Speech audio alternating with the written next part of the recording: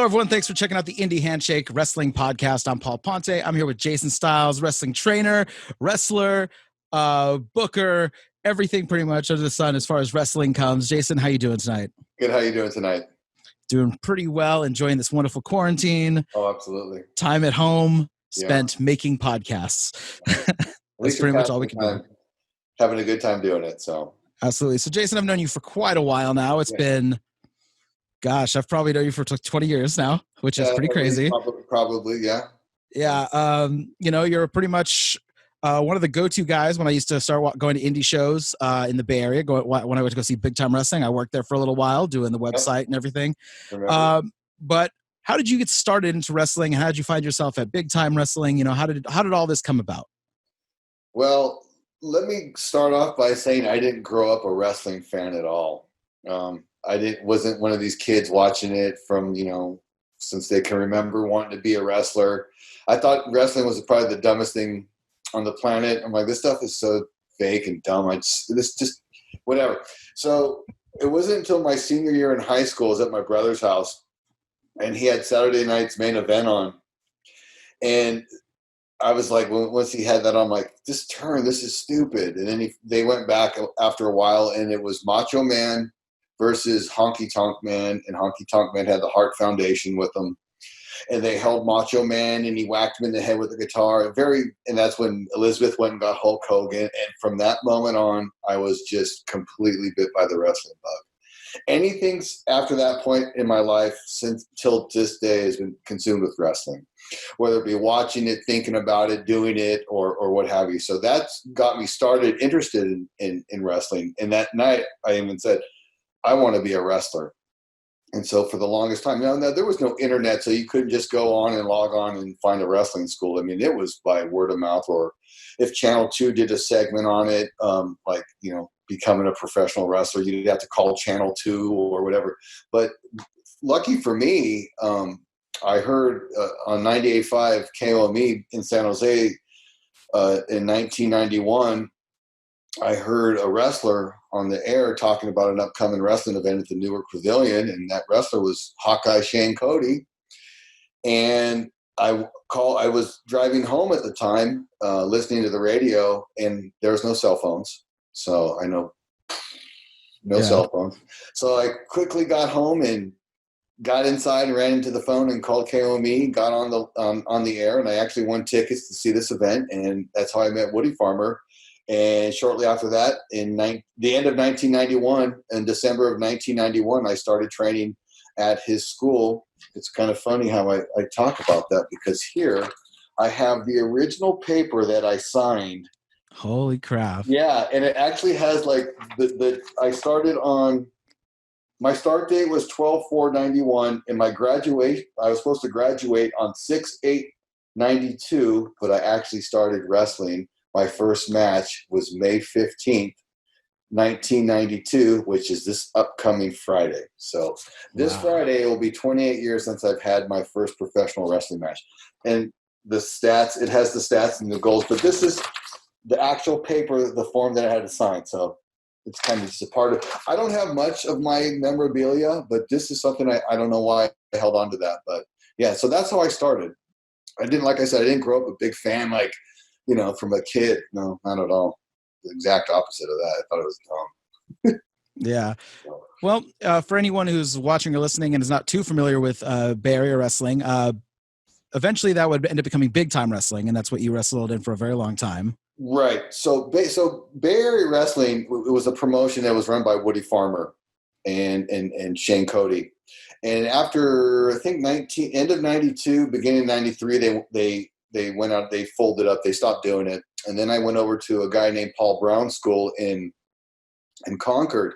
And he was running a school and a promotion for a little while. And then Kirk White opened up Big Time Wrestling, I want to say in 1997, 96 or 97 is when Big Time Wrestling opened. And I was on one of their first shows. And I was there for many, many, many years. And so that's that journey of starting in Bay Area wrestling. And the cool thing about Woody Farmer's promotion is that it was actually televised in 3 Western states. Every Monday night it was on Sports Channel America. So my very first match was a TV taping. So, and actually, I actually have pictures of that match here with me to show. I don't know how well you're going to see, but I don't know. Can you see that? It's me. Yeah. My first match was against a guy named Boris Gibbanoff, and I had the mullet and everything, and the tiger stripe pants, red and black with red boots, and looking back on that, it's like, oh man, it probably wasn't a very good match. Yeah, and people like to assume, based on all the kind of the rewritten history by WWE, that once WWE got big, territories were done. But that's not really the case. No, like you were pretty much wrestling in a territory in California. Yeah, absolutely. So with that being said, the show was in 3 Western states, but keep in mind at that time when this show was being televised in Oregon, Washington, and California, there was still Pacific Northwest Wrestling that was run by Don Owens, I think it was. And there were still territories then as well. There was still, there was World Class Championship Wrestling still. There was the USWA. There was the AWA. There was the NWA, WCW, WWF. There was a ton of promotions. And, back then when I started, you could go work these places and make a decent living. But shortly after I started, now I was in no condition to go wrestle at any of these places. But you could actually still make a living, unlike it is today. You can't go anywhere. The only places you can really make money is WWE or AEW, I guess, right? Is that? Yeah, Impact's around, but I don't know how. But I'm talking, yeah. So yeah, but that's in Canada now, isn't it? Shoot, I don't know where they're taping right now, but yeah, there's stuff around, but not all of them are guaranteed.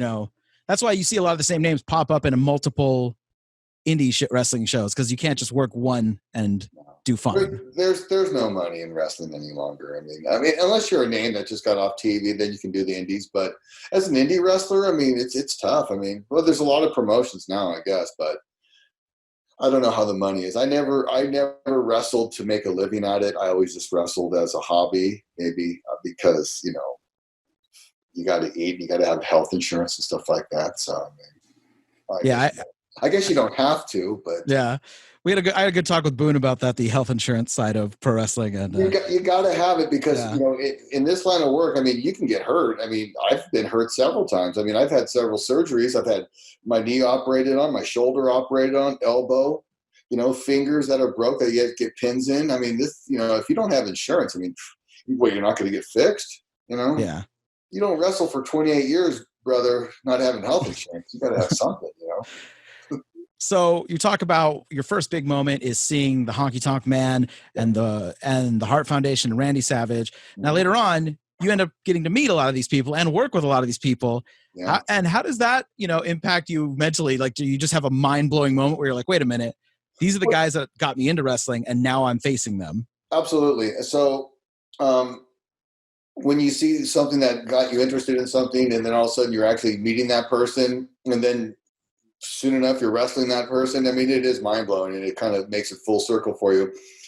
The people that got you interested, you're now in the ring with them as an equal or a peer that you've learned the art of wrestling, and now you're doing it with these guys, the guys that inspired you to do it. So yeah, it's a complete trip. So yeah, but it's a great moment that when you step in there, you're like, oh man, I'm actually going to do it with the Honky Tonk Man or Jim the Anvil Neidhart, and then Bret Hart, and it's a trip. So, but it's a lot of fun, and I've been blessed and very fortunate to have these opportunities handed to me, and most guys don't get these kind of opportunities. So I've been very lucky and very fortunate to have these opportunities, and I'm very thankful for those opportunities. So, yeah, it's a trip because when I first got into watching big time wrestling and working there, I noticed it was like, man, they get a lot of names to come to shows and autograph signings and stuff.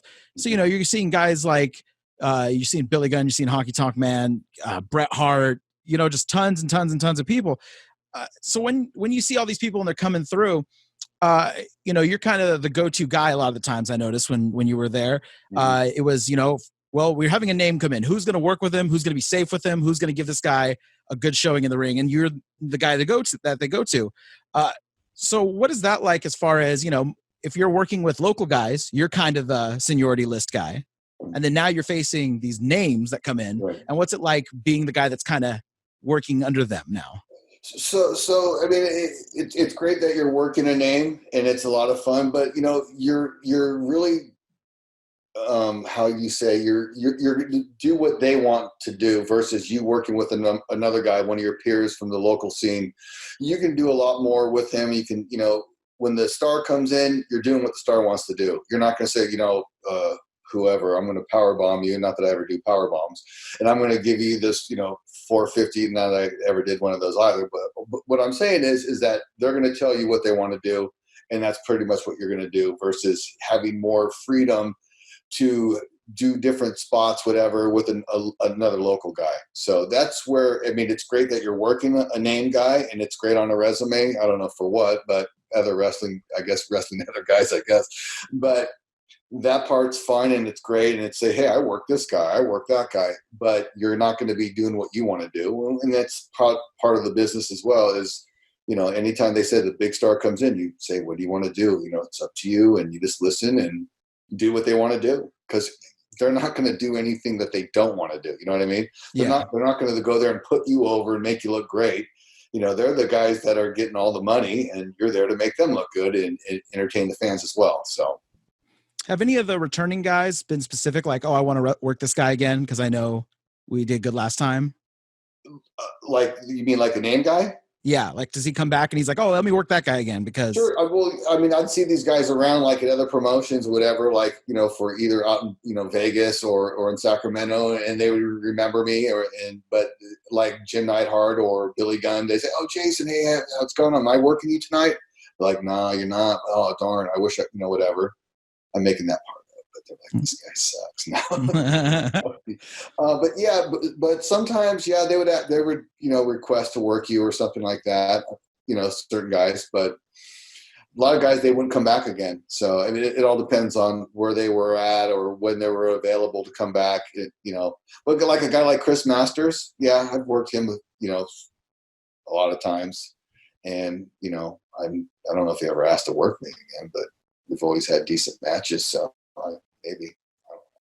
So, do you find that most people? A lot of guys I did work. I've like I said, I've worked guys several times. So like like Sabu, I worked twice at two different times, and I don't know if you remember me, but I don't know how much Sabu remembers, to be honest. Exactly, that's exactly right. I don't know how much that guy remembers. Great, very nice guy though. Oh yeah, super nice, but yeah, very safe and not reckless, not stiff. True gentleman. So I'm not going to say nothing bad about him, but yeah. So has any guys come in maybe working a little too stiff or snug? Well, believe it or not, I mean, one of the nicest guys I've ever met in wrestling was Tatanka.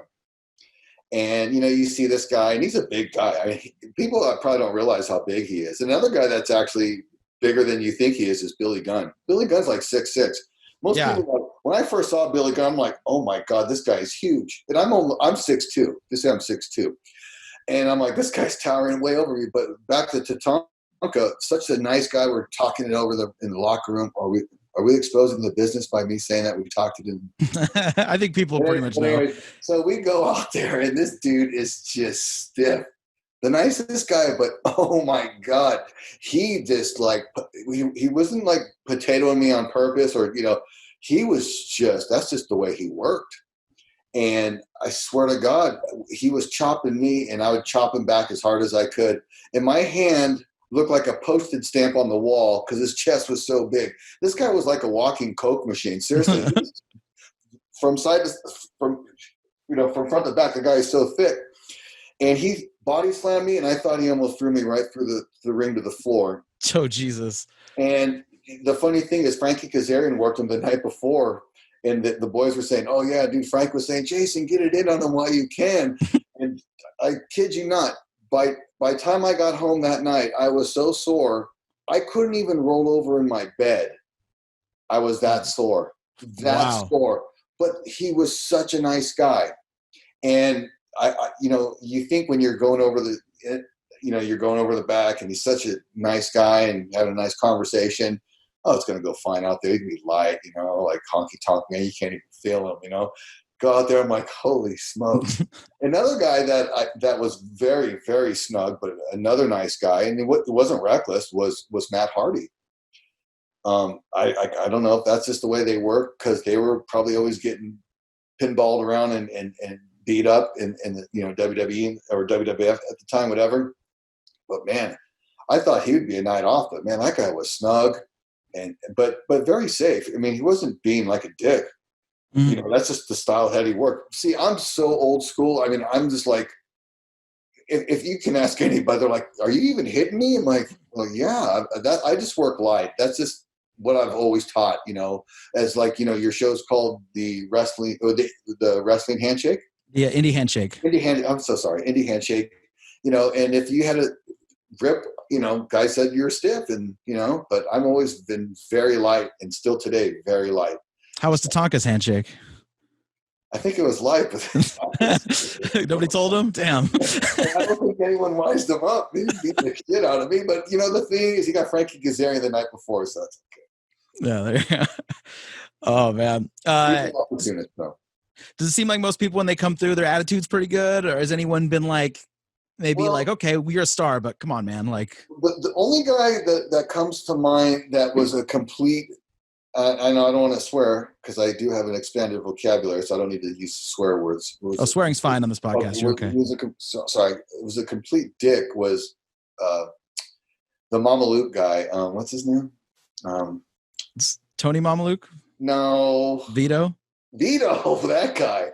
Oh my God. So Johnny Stromboli, I wrestled him twice as Relic, and he's so nice, very cool guy.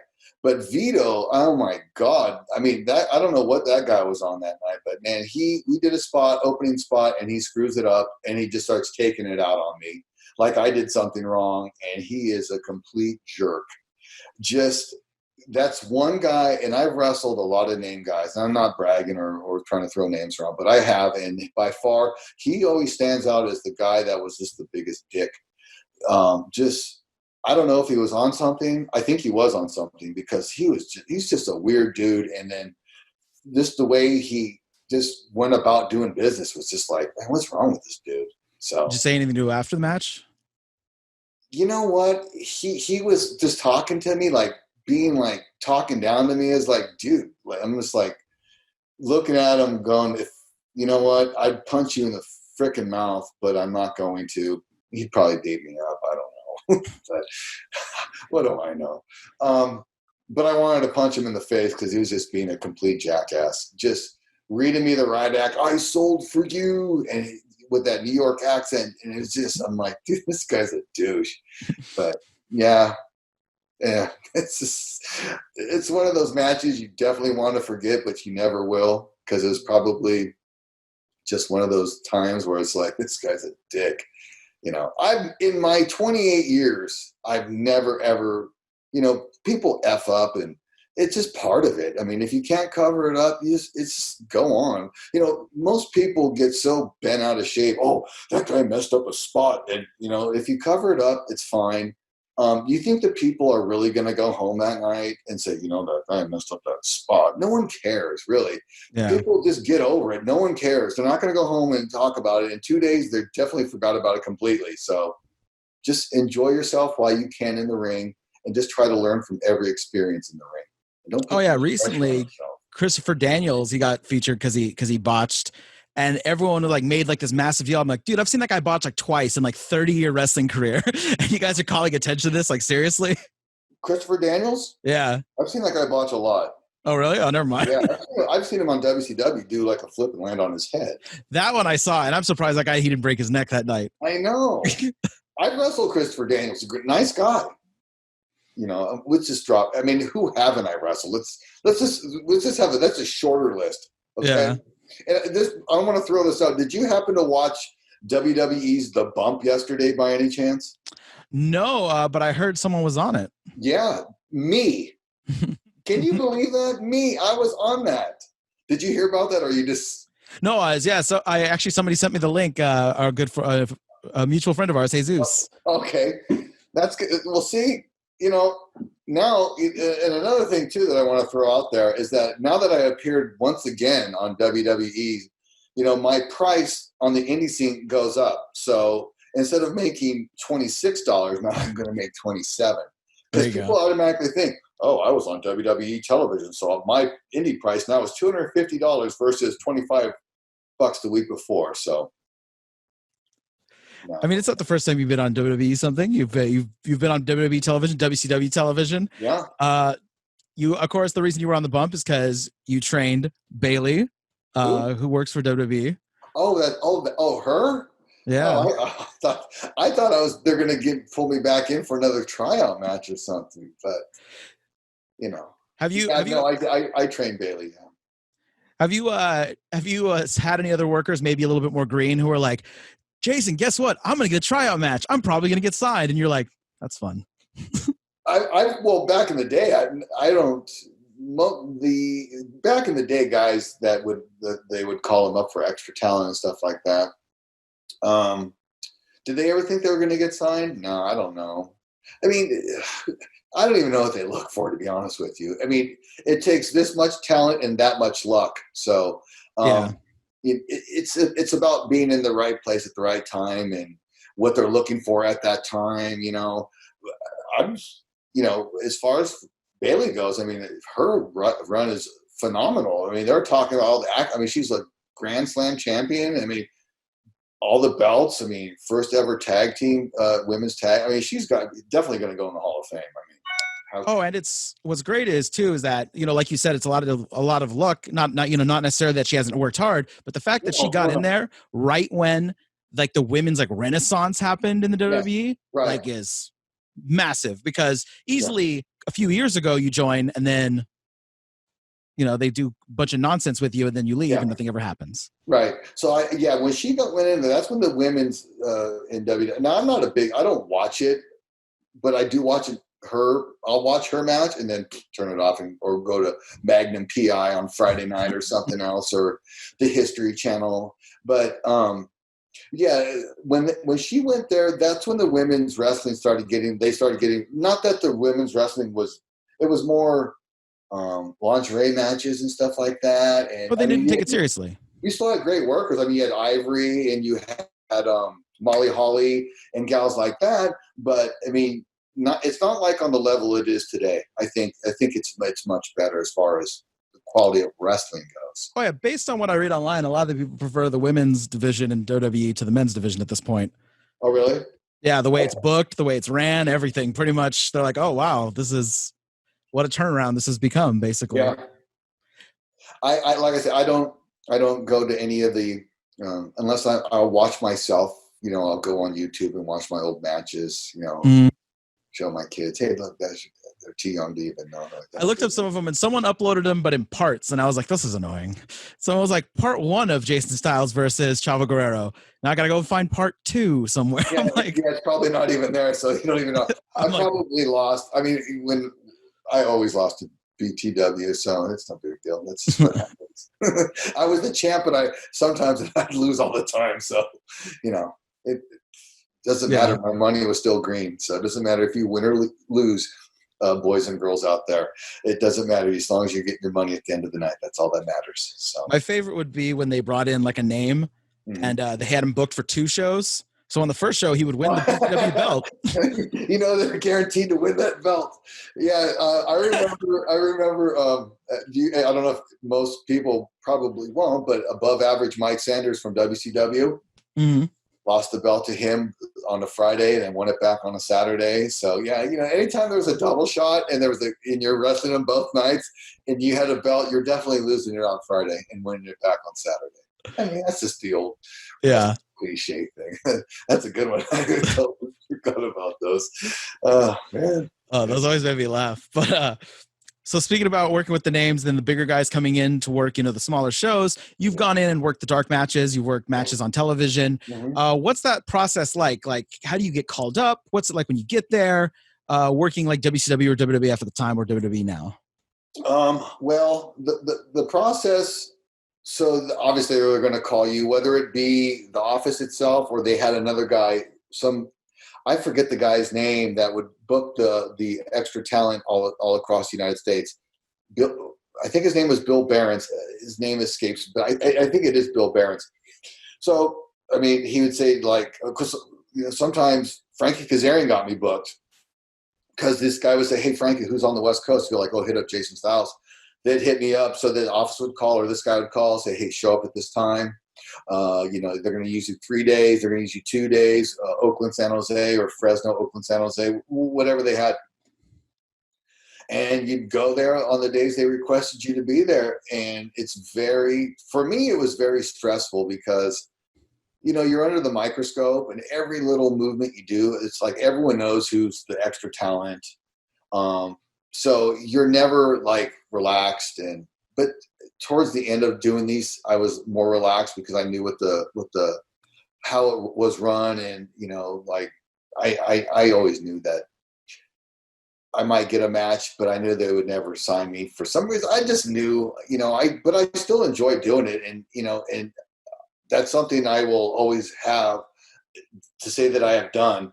But I mean, it is very stressful. And I think most people that do these, enhancement talents, I mean, you are on pins and needles and you try to put your best foot forward. It's like being on an interview for like 12 hours. It's a long process. And if you're doing multiple days, by the third day or the second day, you're pretty exhausted mentally from just trying to be on your best behavior, being polite, being professional. So, but it's a great opportunity and it's a great experience as well. So, I can say I did it.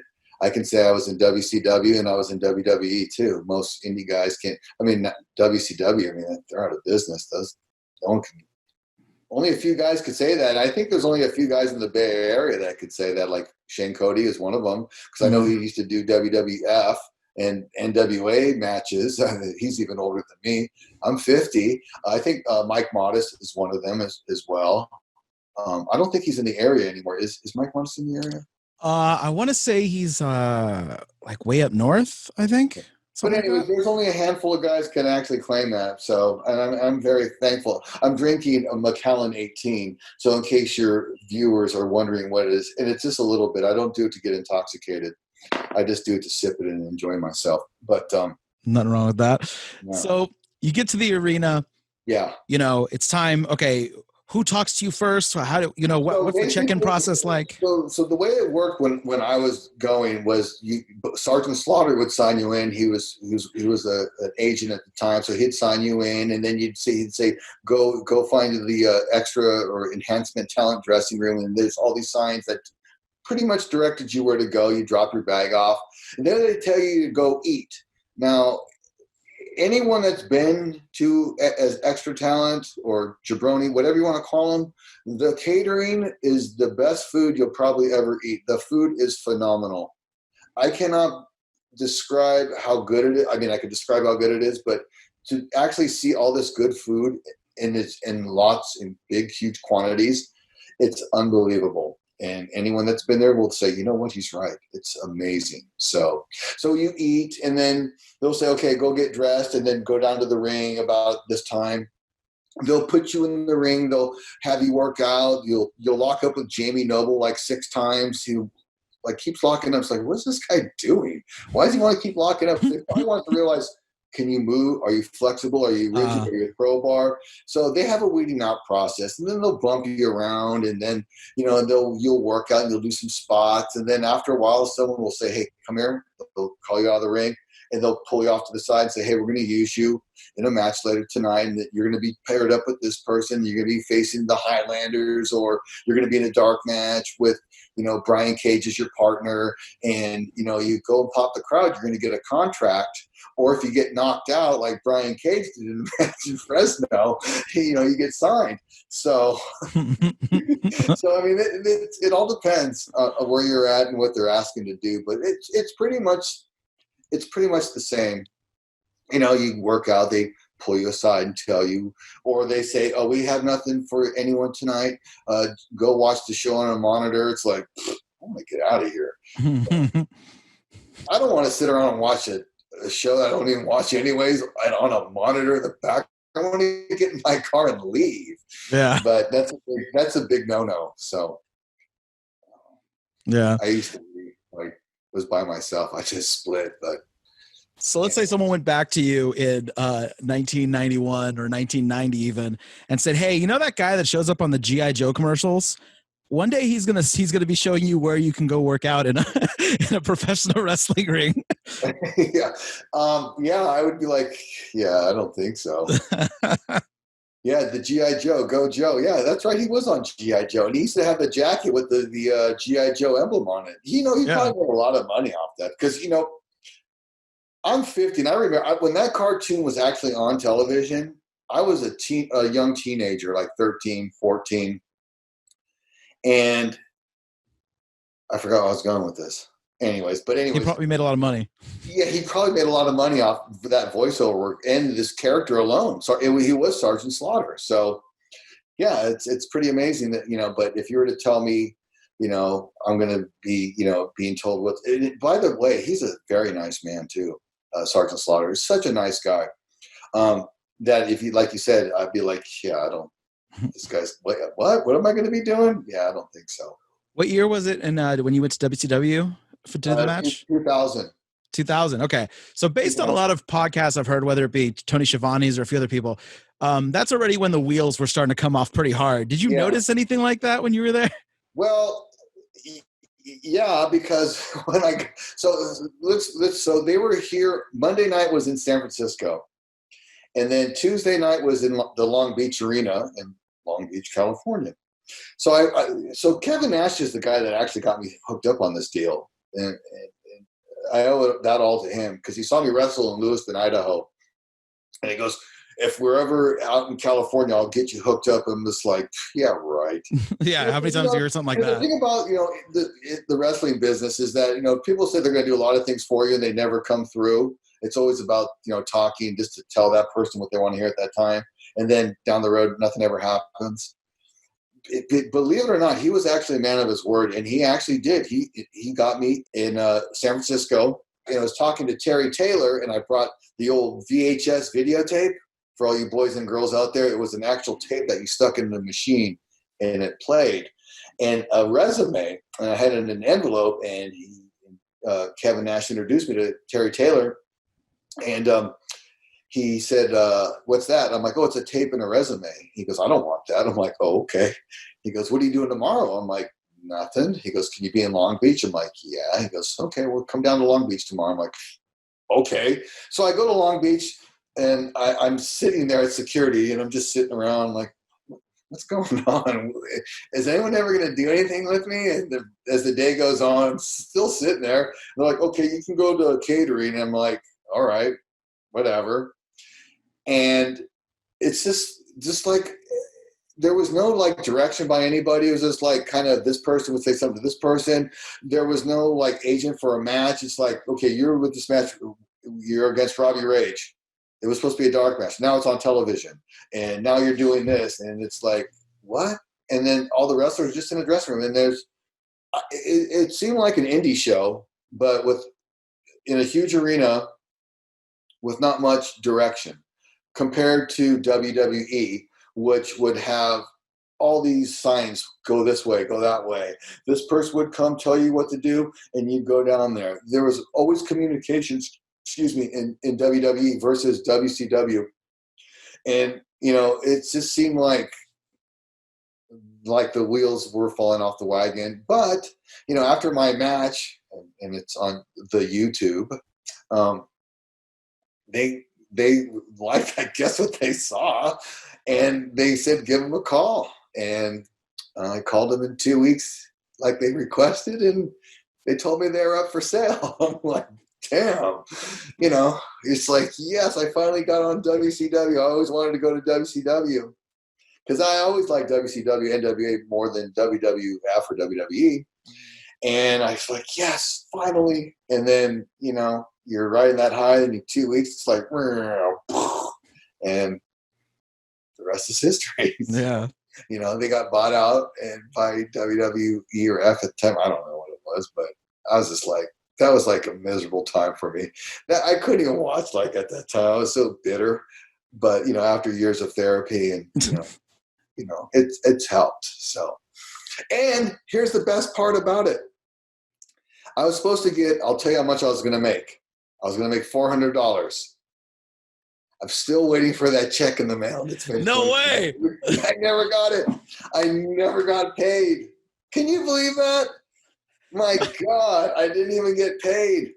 I filled out the W-4 or W-2 form, whatever it was, for W-9. I don't know what it is for a contract or whatever.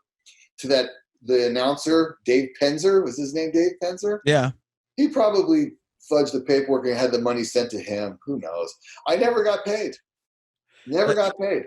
As a guy who works the indies, you're sitting there like, I expect this from the indies, but WCW? I know. Good Lord, you're on television. I was going to hit up Vince McMahon for the money after he bought it, but I don't think I had a claim. Anyway. Oh, man. I don't know. You got stiffed by WCW. That's... Dude, excuse me. I've been stiffed by broken promises, and here, I'll show you another. This. Can you see that? Yep. You see the name on there, Antonio Pena? Yep. He was the owner at one time on one of my many trips to Mexico. I actually sat in his office, and another talk. Nothing ever happened. The only thing I got out of that was an expensive phone bill. Because that's when they didn't have international calling plans and stuff. We're talking like 1998. Anyways. So speaking of that, you started off in Bay Area wrestling. Yes. And you train, kind of the old school way with guy, the Woody Farmer school and everything. Yes. So how did you end up getting into doing some lucha stuff as well? Okay. That's a great question. And do you have an hour? Or I'm just joking around. So what happened was, how I got the bitten by the lucha bug was I lived in San Jose in the early 90s. And on this now, boys and girls, there's an old thing, a television that had a dial where you had to turn, you didn't have a remote control. So you had to actually get up and walk to the television and turn a dial. I know. You made a thick chonk noise when you did it. Yeah, well, that was the big channels, like channel 2, 4, just 5. But the ones down below, the UHF, I think it was, that was like a fine dial. Oh, okay. So yeah, they had the small, like all these small numbers. And so channel 22 was Galavisión. And I saw AAA wrestling when they just first started. I'm like, well, what is this? This is wow. And I saw the athletic and the acrobats and all the athleticism. And I'm like, wow, this is so cool. And I was bit by the lucha bug. And in 1993, AAA was coming to San Jose. I'm like, wait a minute, I have to go buy tickets at the Warehouse Records. And I got this ticket in 1993. And from then on, my fascination with lucha just took off. And you never know in the world who you're going to meet or who they know or what they know. But I actually met somebody that actually knew someone that owned a wrestling school in Mexico City. So a couple of years after that, in 1997, I actually went down for the first time to a place called, here's another little snippet. This is called, can you see that, Club Atlético Hamli? So Felipe Hamli was a wrestler in Mexico who also had a gym and was well connected. He was on the commission in Mexico City. I didn't know none of this at the time, but he was a friend of a family member that I knew, and I didn't know. And they're like, oh, yeah, this guy, his name's Hamlin. He owns a gym in Mexico City. I'm like, really? He goes, yeah, they have the wrestling and stuff. I'm like, really? Wrote him a letter back in the day when you'd actually write in pen and paper. And he speaks English, by the way. He's since passed away years ago. And I wrote him a letter, and he typed me back this letter. And he's telling me how me and my partner can go down there and train for $14 a month with Connect. I didn't know who Connect was, but I watched a lot of Lucha Libre. I'm like, Connect? I'm like, wait a minute. That's Connect. He's like the big star. So to train at his gym was $14 a month or $3 a day with Connect. This is cheap. This is 1997. So that's how I started the whole thing with Mexico and going there. And I actually did go there and train. But here's the best part. It talks about my partner in this. And when I wrote him a letter, so do you know who my partner was? Not that we were a tag team, but he was my friend. You know who I went there with my first time? No, who? You got to guess. Oh. He was in WWE or F, and he used to carry a scale on his shoulder down to the ring. Oh, Crash Holly. Crash Holly. Mike Lockwood we went together first time. That's amazing. 1997, we went together, Mexico City, and Yeah, it was cool because, we did go to the school. We worked out. We were there several days, and we did train with Connect, who's a legend in Mexico. And he actually took us to a AAA event. And it was just like, the whole thing was a trip. And I was just like, wow. And that's how it started. And then a couple years went by, I went back, and that's when I went to AAA. I think Mike already was in USWA or signed with WWE or F at the time. I don't even know when they switched their name. I have no idea. But so that's how I started, my love with Lucha Libre. It's just, it's just one of those things that I still do today. I enjoy it. I that's the only kind of wrestling I really watch, like on YouTube, is Lucha. I don't keep up too much with the American wrestling. So not that I have anything against it. Yeah, it's just what your taste is now. It's what much. My taste is, yeah. And plus, guys in Mexico, they can wrestle till they're 70, because they do a lot of shoulder rolls and they don't take a lot of bumps. So, I'm 50, so I've got 20 more years to go. There you go. Hey, Chris Jericho's 50 and he was the AEW World Champion, Oh, see, there's still hope. See, and let's go back to me being on the bump yesterday. I've been getting phone calls. WWE is interested in signing me. No, I'm totally joking. They have no interest in me. I don't know why they would. They never have. But anyways. So now you're doing the Lucha stuff. You were training with some luchadors in Hayward for a while with Jesus, who was also been on this podcast. Yes. And then now you have your own promotion, correct? Yeah. So my promotion co-promoted with Mascara Infernal. We also have a school in Los Banos. Our promotion is called California Championship Wrestling. And we do shows monthly in Los Banos, but obviously we haven't lately due to the shelter in place and the COVID-19, obviously. So all those shows that we had were canceled.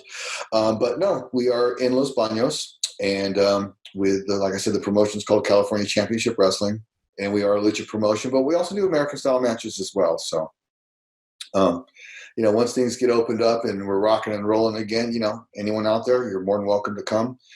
Check out a show, give us a call, or go check us out online at California Championship Wrestling on Facebook, and go like the page so you can get updates on when they start running shows again. Should be fun. Exactly. I want to check one out. It's not too far. It's like an hour from me. Yeah, Los Banos isn't very far. It sounds far, but it's not. Like we say, if you want to go to school in Los Banos and learn American style wrestling and lucha, you drive a little, but you save a lot. So that's just something that there you go. Both from a car commercial a long time ago, but remembered it. So what did you find is the massive difference between working, American style or lucha with the audiences, with the other workers? Like, what's the learning curve for you? Well, at first it's a huge learning curve because the times like in 1997 when I went down there, I had no idea. Being not very. So there's watching wrestling and there's studying wrestling. I'd watch it then. I wasn't studying it. American is all left side. So you lock up left. There it's right. So right arm goes behind the right hand behind the head. Americans left. They work the right side. Americans in Japan work the left side. There's a huge learning curve. So your muscle memory is already out of whack right from the beginning. Exactly. But it's like learning a new language. The more you do it, the more you get familiar with it and comfortable with it. So like right now, I mean, it's no problem for me to, I just got to remember where I'm at. Oh, lock up American, lock up Lucha, right arm, left arm, no problem. I can do it. So it's basically the learn. So, but in the beginning, it's like having two left feet. It's like, oh my God, you're completely lost. You have no idea, what you're doing. And, if I knew what I knew back then when I went there, I would have been a lot better off. Excuse me. But yeah, there is a huge learning curve, and that's why you don't see a lot of guys do both, because it's tough. And just like you don't see a lot of, like, when you put a Mexican wrestler in with American guy, if they don't know any American style, it's you've seen it on television. It's a disaster. Yeah.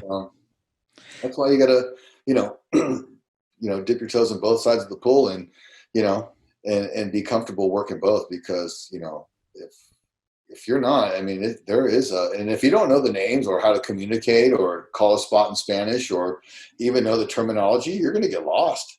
I mean, thank God, at least I know that. If there's one thing that I know, it's in when I can think, like in my normal day life, I'm not a good multitasker. I can't, multitask. I can, but it's like, it's not easy. But when I'm in a wrestling ring, everything seems to go like at a snail's pace in my head, and I can just boom, boom, boom. And that's where I'm like always comfortable thinking is in a wrestling ring. So, and it's thinking in Spanish, thinking in English, it doesn't matter. So, it's just, whatever you put into something is what you're going to get out. I've always, since I've been doing wrestling, that's all I ever wanted to do was wrestle. And the hardest thing for me now is that I'm getting older and I know I'm going to have to retire sooner than later. What am I going to do? That's the hard part. I was like, well, what am I going to do? Are you still going to keep training? I'll still train guys, but it's not the same. It's like being a chef, but you're not able to eat. You know what I mean? So I don't know. That's the sticky wicket for me now. It's like, what am I going to do? I can't do this forever. Well, I got 20 more years, so I'll be 7. There you go. Just keep working lucha. You'll be fine. Exactly. Tuck your chin and roll. Just yeah, because my neck is in great shape, and after being off for this amount of time, your body gets accustomed to bumping, and it gets calloused, and as I haven't taken a bump in months. I think the actual last wrestling show I was on, if I recall correctly, was Big Time Wrestling Show at the beginning of, I don't even know what month it was. That January, I think it was. I think it was January, yeah. Yeah, that was the last show I was on. We had all these events lined up in February and March, all canceled. So is this the longest stretch you've gone without taking a bump since you started wrestling? Well, I had my shoulder operated on years ago, so I was out for about 4 months. I think with that, that was the longest since I've been in wrestling, but this has been a couple months now. Yeah. Keep going. It's like, when is this going to end?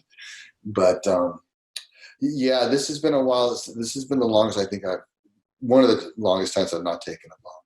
I don't think I even remember how. It's a scary thing. Or how bad is it going to hurt? That first one's going to be a shock for sure. Oh, I don't know. I don't know if my body will be able to take it.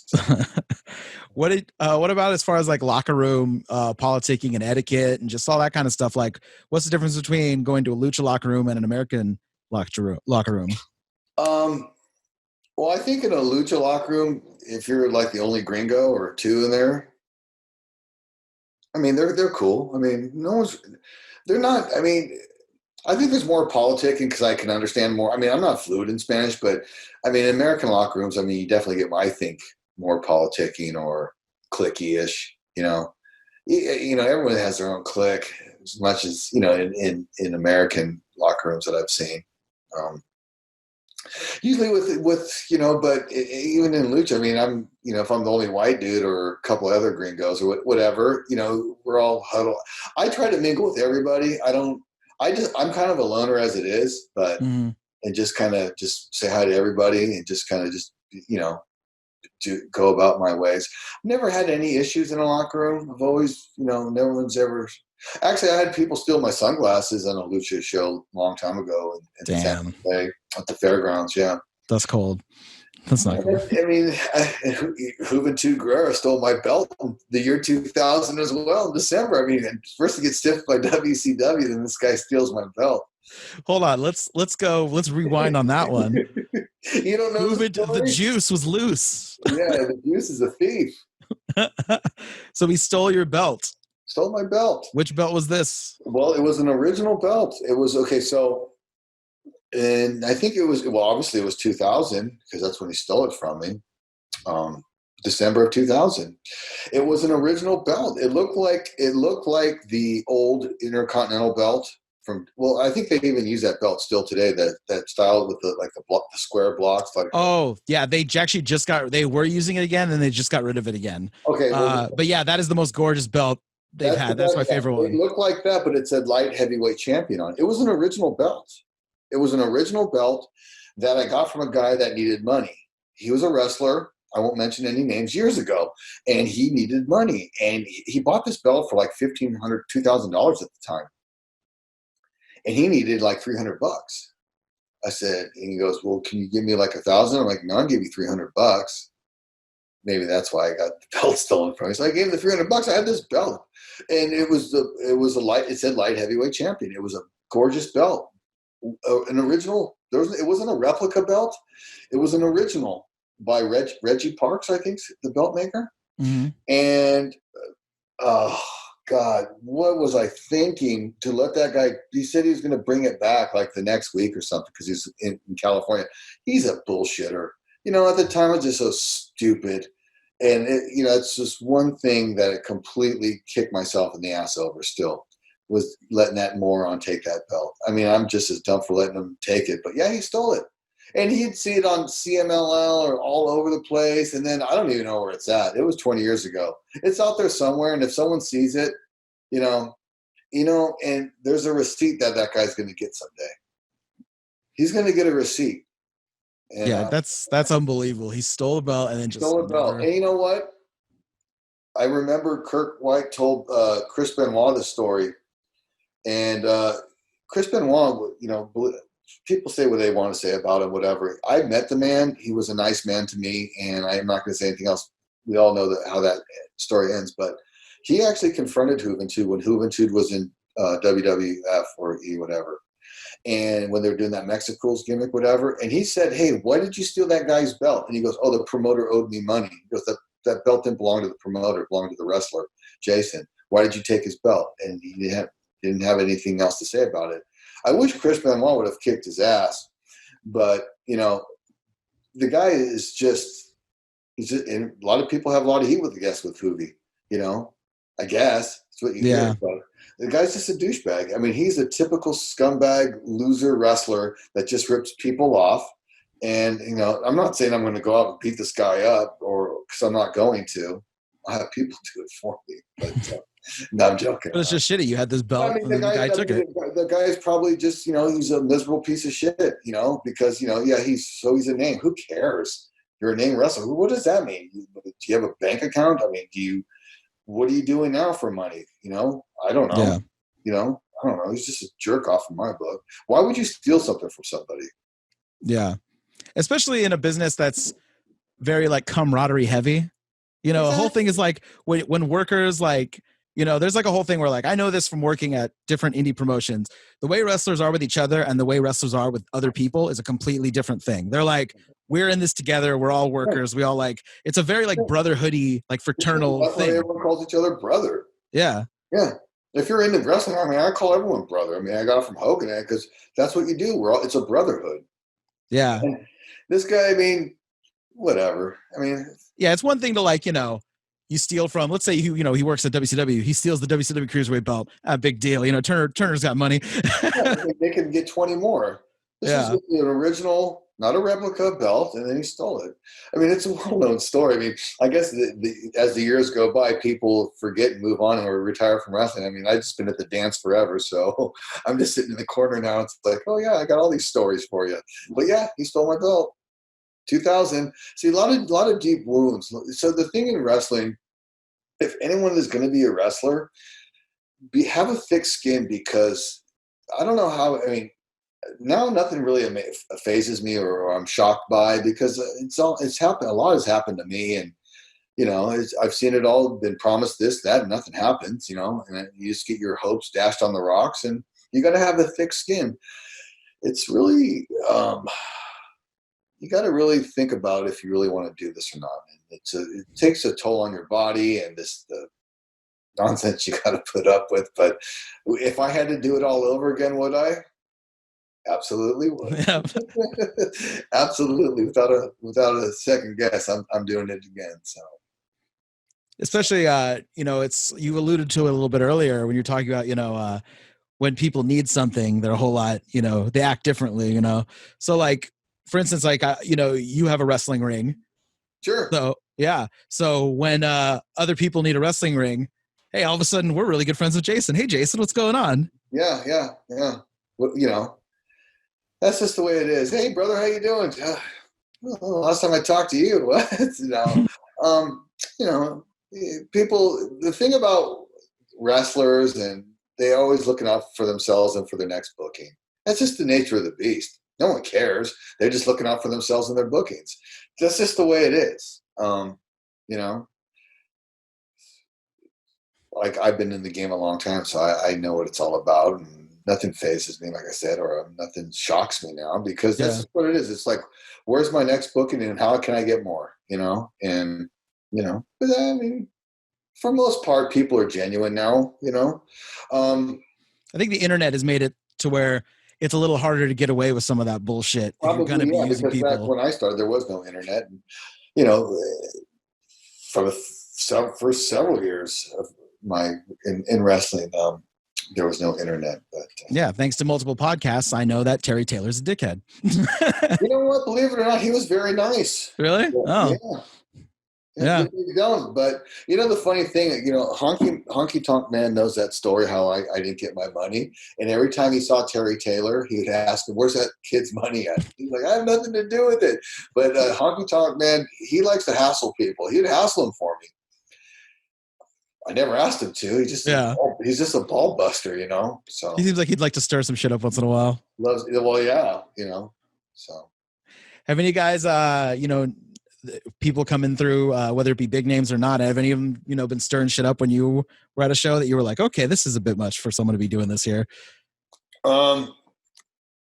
Yeah, I've actually seen Big Van Vader throw a fit in the back over money or something, and Kirk White put him in his place. I was like, whoa! I was shocked. I'm like, fuck, he's telling Big Van Vader off. Leon White's a big man, and he's known for potatoing the shit out of people in the ring. He didn't potato him, man. He just like cowered. I'm like, whoa, yeah, it's a true story. I saw him do it, and you know, and then the Tony Atlas flipping out about something or another about I hate California, flipping out. I don't know, but he made a trip in himself. I've been on the road with that guy before. It's like, oh man, you know the thing about that guy. He, you know, you see the things on the internet about that guy about him and women's feet. You know about that? No. Well, just look it up. He's asking women. You can ask Shane Cody this. Shane Cody sat behind me the entire time on this road trip. It was me. I was driving this van, and Tony Atlas is in the passenger seat, and we have all the boys in the back.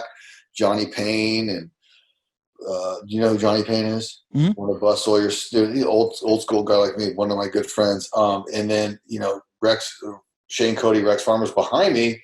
And we're just listening to this dude, and the entire time he's talking about women's feet, women's feet, women's feet. I'm like, what's up with this guy? It's like 6-hour car, 8-hour car. This is multiple towns. And it's like, what's up with this dude talking about women? And every place we stopped, every woman he went up to, he asked what size foot they had. It's like, dude, this dude is a trip. True story. You talk to Shane Cody, he'll verify everything. Yep. Yeah. What? Any other wild road stories as far as, you know, you could travel to a lot of different places. So yeah. Let's see. Wild road stories. I mean, there's a few times I've almost gotten some fights. But way up north, I don't even remember what city it was. I think of Wairika or Crescent City or I don't know. So we're all drinking at a bar afterwards, and some of the locals, I mean, didn't like me, I guess. I don't know. I didn't like my hair or back when I had it and whatever. So we're going to fight these guys out in the parking lot, and but the bar was here, and right next to the bar was our hotel. We're literally just walk across the parking lot. Someone ran and got Cody, and Cody came out. This is true story, to come fight wearing a pair of skivvies and his cowboy boots and a cowboy hat. And these dudes just looked at him going, what? And he goes, are we going to fight or what? And they just left. So, yeah. That sounds like something Cody would do. Yeah. I'm like, what is he doing? I'm like, what is he doing? But yeah, I mean, crazy. I mean, it's crazy as what, just drinking or, just partying afterwards. And I just remember one time after a BTW show, we went to like a TGI Fridays or something, and Cody, he orders a couple of shots of Jack, and he has them lined up, and he just lights up a cigarette in the middle of the restaurant. and the waiter comes by, he's like, "Sir, you can't smoke." He's like, "Uh huh." Yeah. And we're just sitting there like, Yeah, What do we do here? that's Cody. Oh, I remember one time he slapped someone around, but that's actually another Shane Cody story. Great guy. I've known him so many years, and just a wonderful person. This is true. We were wrestling somewhere, I think on that same loop with Tony Atlas. So we go to this bar. It's me and Cody. We go together, and we're drinking. And people there at the bar, like the bartender was at the wrestling show early, and he's like, "Oh, hey!" He actually gave us shirts at the bar. So Cody starts drinking. I think it's Yukon Jack or Jack Daniels, one of those, and he starts chopping people. And he starts chopping this one lady, and went on the same hard too. And the guy that just gave us shirts, the bar owner, kicked us out 5 minutes after he just gave us T-shirts because Cody was just chopping people. Cody has a habit of chopping people, random people, after he's had a few of them. But I was just like, dude, what are you doing? And the best thing about it is later on that night, he accused me of stealing a shirt. I'm like, dude, what are you talking about? I didn't steal your shirt. I have my own shirt he gave me. See what happens when people drink? You get kicked out of a bar after they just gave you a T-shirt at the bar. You get kicked out, and then they accuse you of stealing their T-shirt. That's only crazy stories I have. No one taking a dump in someone's bag or anything like that. That's no. Yeah, that's the part where I hear about the old pranks and the old days where I'm like, that doesn't seem great. There's nothing funny about that at all. Yeah. No. It's like, oh, hilarious. You're a dick. Yeah, exactly. Why would you?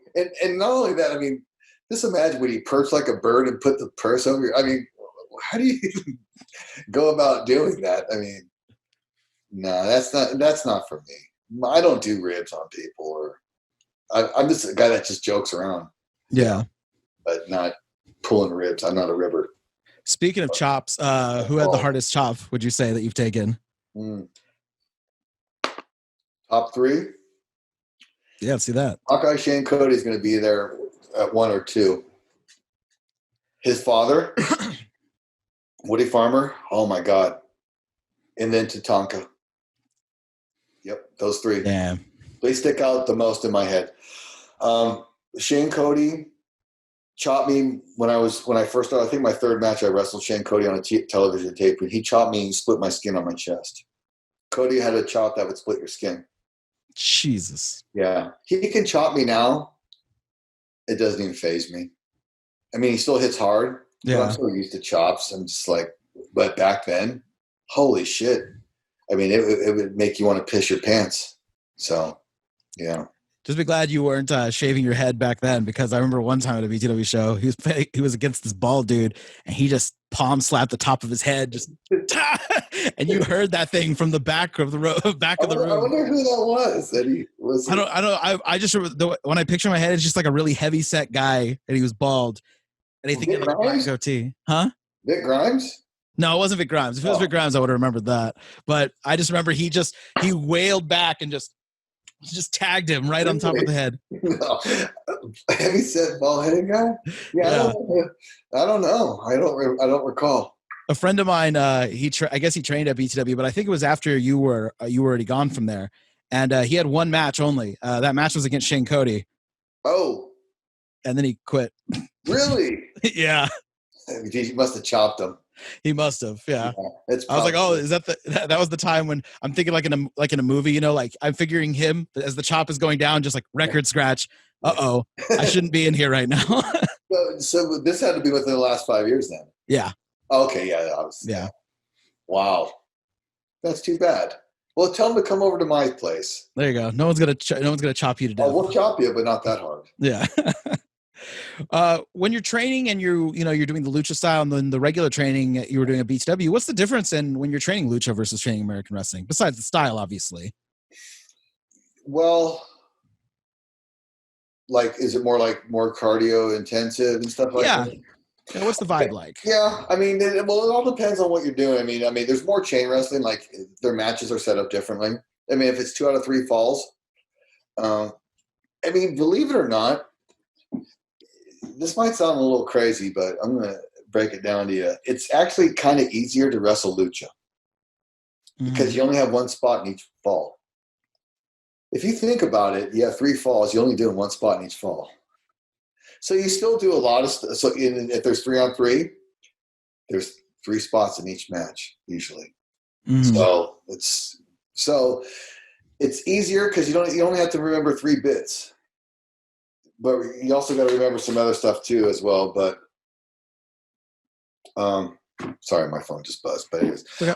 I mean, American wrestling. I mean, so what was the question again? Just like, what's the difference in like how you approach the training of it? Like, The training. I mean, there's a lot more. You do a lot more like rolls and stuff and lucha and back rolls and shoulder rolls and this roll and flip overs and kip ups and chain wrestle versus American. You don't do a lot of the same training techniques and stuff like that. Usually like American wrestling, you're just going to do some rolls. You're going to maybe do some shoulder rolls, hit the ropes, do some, whatever. Mexican wrestling or lucha, you're going to be doing like, hurdle over guys in a circle. And then you're going to, jump over them. And then you're going to do 80 shoulder rolls. And then you're going to do a forward roll to a back roll. And you're going to do that 20 times. And then you're going to flip over guys back. And you're going to, the guy's going to be bent over at the waist. So you're going to go on his back and go on his feet. So you're doing a lot more acrobats and then more moves versus doing spots. Where American style wrestling, when I would be training or you're doing spots, you're doing some chain wrestling, but mostly just doing spots, corner work, working on your boots and kicks or individual moves. Where a lot of the structure in the beginning of a lucha class, it's more learning how to kip up or okay. So a lot more focus on agility. Exactly. Versus actual ring work. So. Okay. Yeah. And I mean, that's like for an hour. I mean, you'd be doing that stuff. It's like, wait, when do we get to wrestling? It's like, So, yeah. I mean, I remember training down with Rey Mysterio, and there would be like 30 guys in his class. No, seriously, 30 guys. And they'd be on top of this parking garage, and, you'd run in a circle around the entire top of the garage, and then all of a sudden one guy goes down and you're, leapfrogging, and then the other guy leapfrogs to 2, then leapfrogs to 3, then there's 4. So after, if you're at the end, you got to go over 30 guys. And then you go down, then the last guy goes and jumps over everybody. I mean, by the next day, man, your legs are so sore, your calves from exploding over each guy. It's brutal. So, I mean, it's you got to have a lot of cardio. They do a lot of that type of training versus like then later on you do like a couple spots and then practice is over. But yeah. So when you're training people, like how good are you at kind of feeling out how good someone's going to be versus how natural they are. You know what I mean? Like, so like, for instance, someone like Bayley, when you train her, do you like immediately notice, okay, there's something to her that she has that other people don't? Well, I don't think it's like they're going to, they're going to be a star. It's like they understand how it goes, not to be so, be able to think on your toes, be able to react. How much of an athlete are they really? Can they follow a simple command and take direction? And if you explain something to them, are they going to catch on to the spot and do it? If you give them, like critique them, are they going to next time reinforce that by doing what you told them to do? So there's a lot that goes in. I mean, it's not just, locking up and doing a spot. I mean, it's like the technique of the spot. So there's a lot of different factors involved. So, I mean, if you just lock up with somebody, you're not going to get a good indicator. You can get a good indicator if they know what they're doing. If they lock up and they punch you in the ear or they potato you, it's like, what is this person doing? Which has happened to me. I mean, you go to lock up and they clobber you right in the ear. It's like, are you kidding me? Just hit me in the ear. How does that even happen? But so, yeah, there's certain indicators that would, tip someone's hat how good they are or how bad they are. So. What they need work on, what they don't need work on. Okay. So how many guys would you say, like, what's the percentage of people that wash out? 90%. Yeah. Because most people are always going to come up with an excuse not to do it. I can't come to practice because I have to work late. I can't come to practice because I hurt my toe. Tell me why you want to come to practice.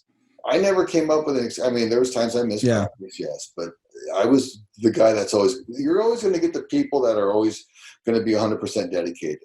And the people that, I have to work a job and I have to go to school. It's like when I started, I was playing football in college, going to school and working and found time to be a wrestler at the same time.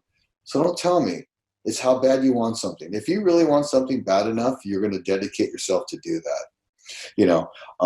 So Yeah, mine was my car got stolen. That was I trained at Pro Wrestling Iron for 6 months. okay, My car got stolen. did I it? could have taken the train and kept going, but I didn't. The reason now I knew years later was obviously it wasn't for me, really. You know what I mean? And it's not for everybody. Yeah. It's like saying, everyone likes to drink whiskey. No, it's not for everybody. Or people don't want to drink regular soda versus it doesn't. Everything is for. If it's not for you, it's not for you. And you're going to find that out early on. Yeah. For me, I told myself there's nothing that's going to stop me from doing this. I was hazed. I was, whatever. But not bullied. I don't use that term bullied. It's just part of the hazing. Whatever. These guys weren't going to deter me from doing it. I was dedicated and I was hungry and I wanted to do it. You can't be half pregnant. You got to be pregnant and you got to really want to do it, because if you're going to do it half-assed, you're not going to do it. You got to be fully committed and really want to do it. And you got to like pain, because if you don't like pain, this is not for you. Mm-hmm. I'm in pain all the time. Getting my belt stolen and getting stiff by WC. Beat up by Vito and, not beat up, but. Yeah. Just dealing with dicks. Just too many of them in wrestling, apparently, it seems like. Well, I used to be one. Maybe that's why I got my belt stolen. So. Yeah, if you watch the intro to this video, you see Jason Styles in the intro for the video. Is that me grinding on the boa? Yeah. That's the clip Jesus sent me, by the way. He did not send me a clip of you doing a move. He only sent me a clip of you entering and then grinding your boa. Where the hell was that at? Where's that from? Oh, I don't know. When I do that, I'm not being serious. I'm not really trying to be sexy or nothing. That's more. Yeah. Well, you're the irresistible one, Jason Styles. What are you talking about? I don't know. It looked like I was kind of getting thin on top too. My hair at the time. That was not me trying to be sexy at all. That's me just doing a goof. But of everything that I've ever done, that makes it to the intro. That's what Jesus sent me. I only put on there what he sent me. So you know what, Thanks, Jesus? Send me better clips of Jason Styles. Thanks, Jesus. Wow. Okay, brother, it's about that time. Kirk White has ran out. He's very upset. Oh, no. It's time to take it home. Getting the hook. And so we're just going to finish out with some rapid fire questions. Okay. Here we go. Favorite move or hold that you don't use? Drop toe hold. Joking. Crossface chicken wing. Big Bob Backlund fan. No, I'm just joking. Craziest fan interaction you've had? Craziest fan interactions? Getting chewing tobacco thrown on me after I got clothesline in the corner. I'd spit. At the end of the show, guy grabs chewing tobacco and he throws it on me. That's just vile. Yeah. See, why are you bringing up all these bad memories? Were you already dressed by that point too? Yes.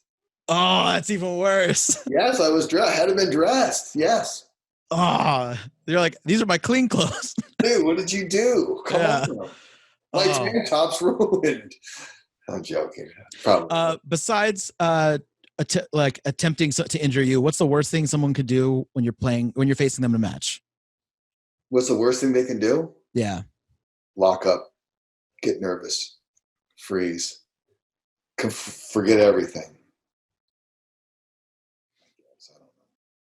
I was going to say, has a booker tried to stiff you on money, but we've already covered that. Come on.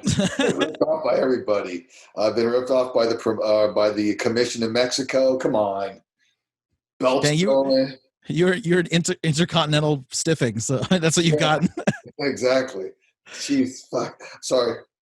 This is. Oh, it's fine. It's fine. All these bad memories that you're bringing up. Here you go. Here's a good memory. Hardest you've laughed at an indie show. Hardest I've laughed at an indie show? Oh, when this guy, probably one of the worst wrestlers out there, he goes by the Crusader. Wait a minute. No, that's not him. Hardest I laughed, when the guy jumped on the top rope with a chair in his hand. I don't know how he got up to the top rope, jumped into the ring, Dash Rip Rock clotheslined him. knocked him down, and they pulled him out of the ring, and his pants came down. You're talking about a fan, right? Fan, yeah. Yeah.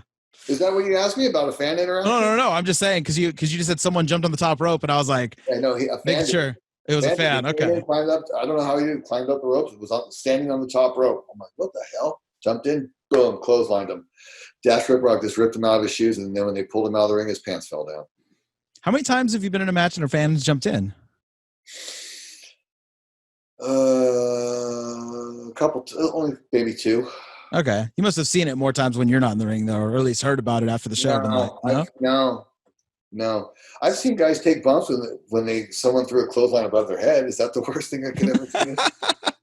That's always fun. I've seen that twice in my lifetime. That's always fun. Yeah. They threw a clothesline, not at chest height, but above their head, and they still took a bump and sold it. And they didn't get hit. Anyways, that's embarrassing. That wasn't me. Not me by any ways. Worst gimmick you've seen? Worst gimmick would have to be the Crusader. Boone's just getting torn apart. No, I'm just getting torn apart. Boone is my buddy. No.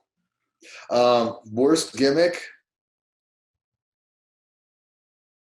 If you don't want to say their name, you can just describe the gimmick.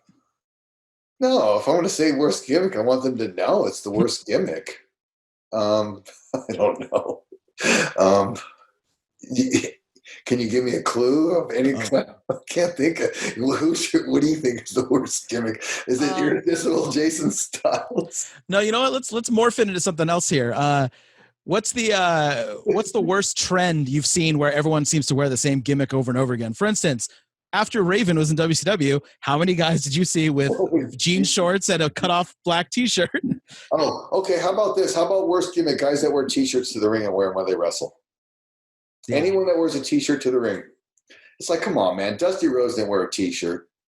Come on. Take off the T-shirt. If you don't like the way you look, don't wrestle. Go work out. Get yourself in better shape. So that's the worst gimmick. Guys that wear T-shirts when they wrestle. I don't wear a T-shirt. I'm 50 years old. I don't wear no T-shirt. Maybe I should. No, I think you're okay. I think there's been workers where maybe, especially you work some of the Lucha shows with maybe some of the older guys. And oh, yeah. Well, they wear T-shirts, but, sometimes they take them off. But yeah. Guys that wear T-shirts. Okay. Not a fan. What's your joy in wrestling? Something that you experience it, whether it be before the match, after the match, just something that has to do with wrestling that gives you just the most joy when it comes to it. Getting paid. Or when the show's over. Okay. Leaving early because I got to. No, I'm just joking. The thing that gives me the most pleasure is seeing young guys wrestle. Not seeing young guys wrestle, but the excitement that they get and how excited they are to do it and just to be part of a show. That's what. Or when it's their first match, and that makes it exciting to see how excited they are and how passionate they are. And that's what I like to see. So, but the money's also good as well. So that must be why you train and continue to train people. It must be because you're like selfishly like, oh, this feels good. Well, I sure the hell don't get rich off of it. Yeah. It's not gonna put my kids through college. There you go. So you must be extremely psyched when you say you get, you like seeing these people young and excited. Someone like, Bayley makes it to the big time and you're like, yeah. I had something to do with that, Yeah. Thanks to the irresistible one, Jason Styles. That's why I was on the bump yesterday. So for all you boys and girls out there, take a look at that. You'll see me on there. So. Exactly. Just close it off. Any other pranks or embarrassing stories you can remember? Pranks or embarrassing stories? No. I probably will remember after I sign off with you, but that's fine. I'll have to let you know. But pranks or embarrassing stories, getting your belt stolen is embarrassing enough. One day we're gonna get that belt back. Let's put a call out there to anyone who sees this. Yeah, if anyone sees that belt, please return it to me. I like to imagine Juve just wearing it like at his house with like a bathrobe on, with like nothing else, and he's just looking in the mirror and he goes, "Never, Jason Styles, never again." I bet you he sold it to somebody. That belt's long gone. He doesn't have it. Someone else out there has it. So I can't think of anything. Remember to check out California Championship Wrestling on Facebook. Make sure to go there to, when shows open up again, when the world gets back to normal, we can go support indie wrestling. That's the main thing. Please support indie wrestling. Jason's an old man, so he doesn't have any social media, so you can't check him out on there. But it's totally fine. Hey, but if you want to get a hold of me, get a hold of Paul, and Paul will be happy to give you my phone number. There you go. I don't care. Accepting bookings now, Jason Styles. Yeah, right. Yeah, okay. Yeah. But you can call me if you want to just talk or whatever. Please, serious inquiries only. Don't call me up hassling me and busting me ups. I'll weed them out. I'll see what's going on. I'll check the references. I just became your de facto agent out of nowhere. It pays a lot. So.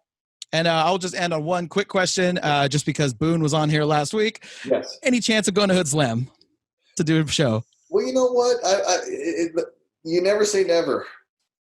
If they wanted me to be there, I can think of one individual that I don't think is a big fan of mine. He's a coach, whatever, because we go back a long ways. So I don't know how much he likes me. The coach. Coach. Yeah, I know. Maybe everyone else out there know. But anyways, whatever. I'm always open to anything. It's not my cup of tea, but hey, if it's a new market, why not? Who cares? You're not slouching the comedy department. It's about entertainment, and it's about entertainment. And you should never take yourself too serious. This isn't 1980 where you have to protect the business. It's exposed, and it's about having a good time and being safe and enjoying it. So, as I always say on here, wrestling's like a buffet. You get a little bit of this, a little bit of hardcore, a little bit of old school, a little bit of entertainment, a little bit of high flying. Just give me a little bit of everything, and I'm gold. Exactly, makes everyone happy. So. All right, sir. Well, thank you very much. I appreciate you being on here. Thanks for checking out the Indy Handshake podcast. Jason Styles, you have a good night, sir. You do the same. Take care of yourself. God bless you. Be safe. Take care.